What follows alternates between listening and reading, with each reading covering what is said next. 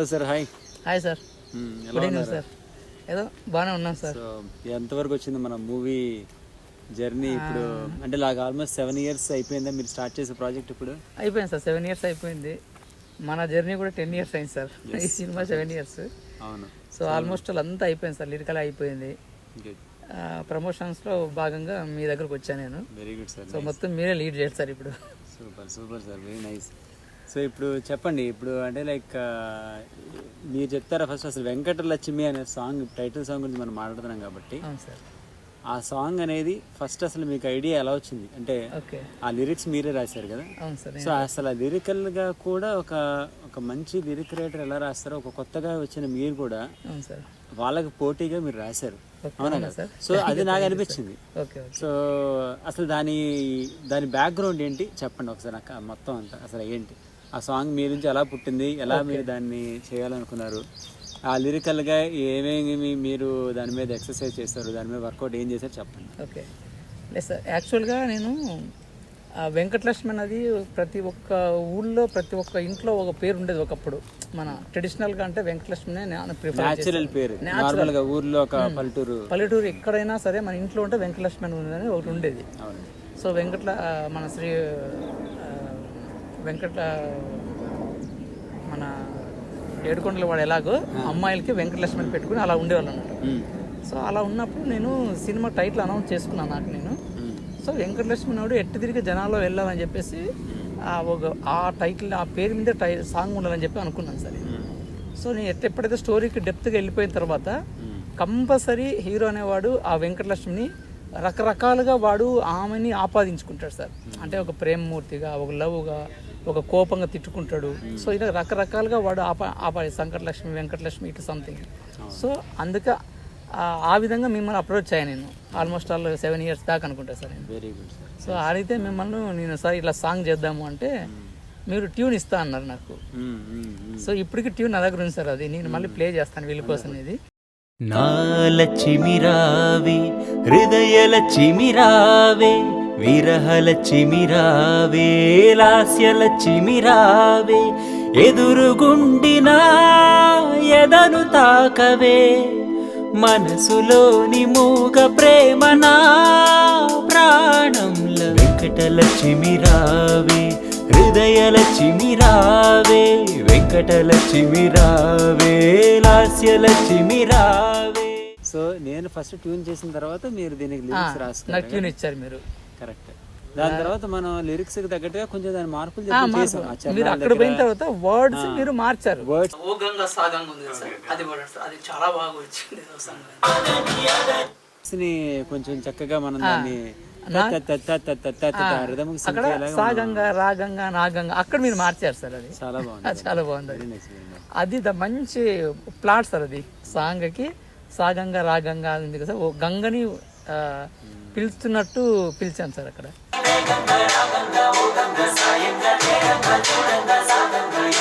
అది పాడేటప్పుడు కూడా సార్ నాకు అనిపించింది ఏంటంటే లైక్ ఆ సింక్ బాగుంది. అంటే టన్ టన్ సాగంగా, రాగంగా, ఈ గంగతో అంటే ఈ టైప్ లో మనకి ఎప్పుడు అంటే పాటలు ఉంటాయి కానీ ఈ టైప్ లో ఎవరు రాసి ఉండరు. ఓకే, దాన్ని కూడా అక్కడ మీనింగ్ పోకుండా చక్కగా దాన్ని కరెక్ట్ గా మీటర్ లో దాన్ని మీరు రాశారు.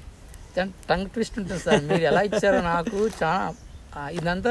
సో ఇంకొక విషయం చెప్పాలంటే ఈ పాటలో ఎక్కడ మీరు కరెక్షన్స్ అనేవి చేయలే నాకు. అవును సార్, కదా, డైరెక్ట్ గా నేను ఇచ్చాను, మీరు దాన్ని యాక్సెప్ట్ చేశారు. నేను ఆడియన్స్ కి మీ ఎదురుగా చెప్తాను, నేను ఒక్క సాంగ్ సార్ ట్యూన్ ఇస్తే ఇది మార్చని ఏ రోజు అడిగింది లేదు. ఎందుకంటే ఫస్ట్ గన్ షాట్ అయిపోయాయి నాకు, అలా ఇచ్చా సార్. ఇలా చెప్తున్నాను. అది థ్యాంక్ యూ. అంటే ఇక్కడ నేను మీకు థ్యాంక్ యూ చెప్పుకోవాలి. ఎందుకంటే యూజువల్గా డైరెక్టర్స్ ఎలా ఉంటారంటే ఏదో ఒక రకంగా ఇంకా మంచి అవుట్పుట్ కోసం మా దగ్గరకు వచ్చి ఇంకా బెస్ట్ గా ఇస్తే బాగుంటుంది అని చెప్పి, ఒకవేళ నచ్చినా గానీ ఇంకా ఏమైనా బెటర్గా ఇస్తారు కొంచెం అడగడం జరుగుతుంది. అది తప్పేం కాదు, వాళ్ళ ఇష్టం బట్టి ఉంటుంది. కానీ మీరు ఎలా అంటే మీకు ఏం కావాలో మీకు బాగా తెలుసు. మీరు ఎప్పుడు ఆర్గ్యుమెంట్స్ చేయలేదు. ఒకవేళ కరెక్షన్స్ ఉన్నా కానీ కొంచెం ఏదన్నా ఒక్కసారి చూడండి సార్ అంటారు తప్ప మీరు ఎప్పుడు ఇది కరెక్ట్ చేయండి అని ఎప్పుడు అనింది లేదు. ఆల్మోస్ట్ సార్ మీరు ఏమి ఇచ్చినా నాకు వచ్చేస్తుంది, ఫస్ట్ కౌంట్లోనే వచ్చేస్తుంది నాకు. నా మాట కాదు కానీ చాలా మంది ఎవరైనా సరే సాంగ్సే మన మూవీకి అసెట్ సార్ ఇప్పటికి.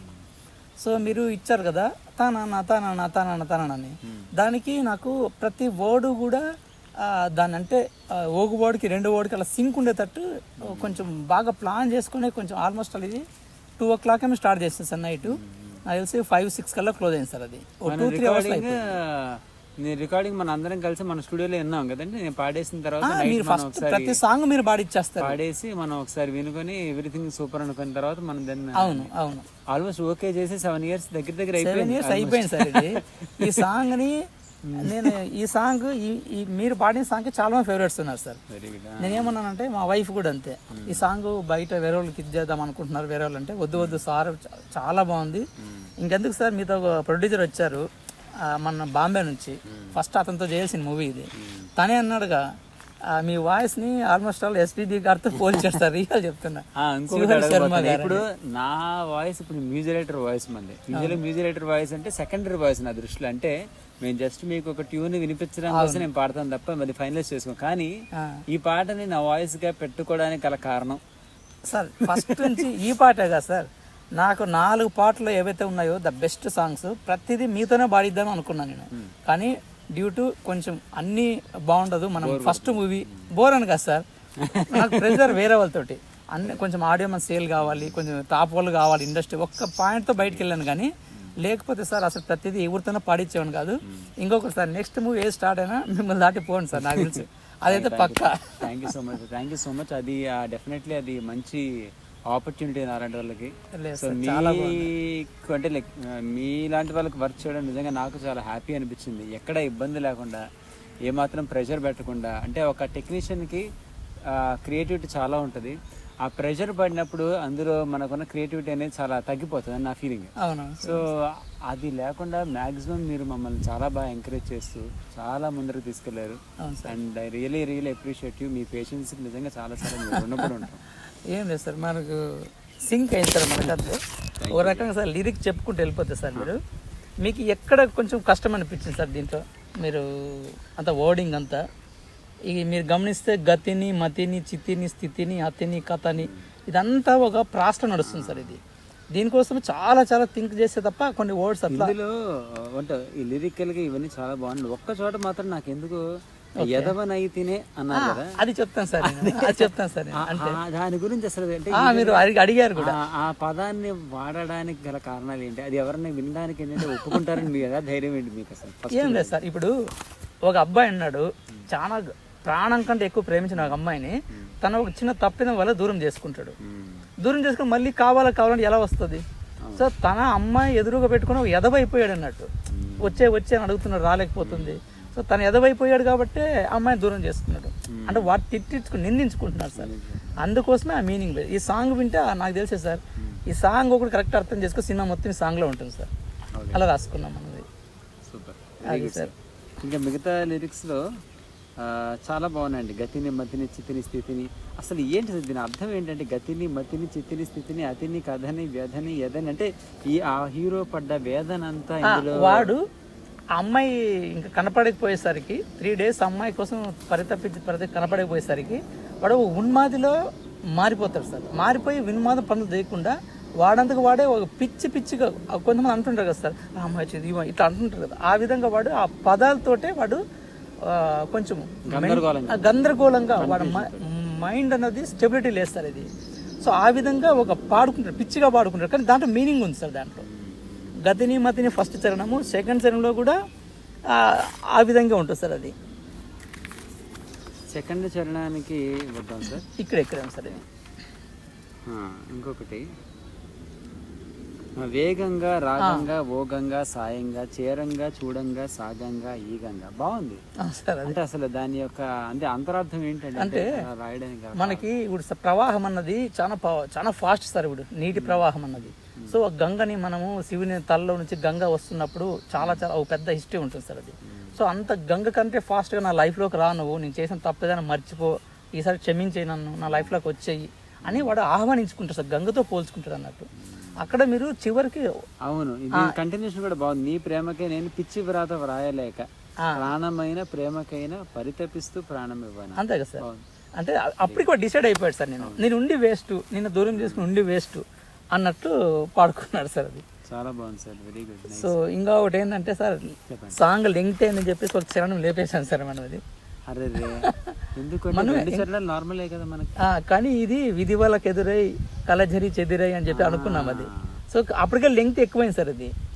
సో అందుకోసం మనం తీసేస్తాం అది. కానీ ఇప్పటికీ చాలా చాలా మనం మళ్ళీ దాన్ని ఇంకొక వర్షన్ కింద రిలీజ్ చేసుకుంటే ఇంకా బాగుంటుంది సార్ అది. ఎందుకంటే ఈ మీనింగ్ చాలా బాగుంటుంది సార్. మళ్ళీ విధి వాళ్ళకి ఎదురై కలజరి చెదిరే అలజడి రేపే నువ్వే లేని లోకం ఏదో. Very good sir. అట్లా కొంచెం బాగానే ఉంటుంది సార్ అది. చాలా బాగుంది సార్. సో ఇది నెక్స్ట్ ఫుల్ చరణం మనం ట్రై చేద్దాం సార్ దాంతో పాటు. సో ఇది మీరు ఇప్పటికీ ఎప్పటికీ సార్ నా ఫేవరెట్ సాంగ్ ఏందని ఎంతమంది అడిగినా నాకు ఈ సాంగే ఉంటుంది సార్. ఎందుకంటే దీన్ని మించిన సాంగ్స్ ఉన్నాయి.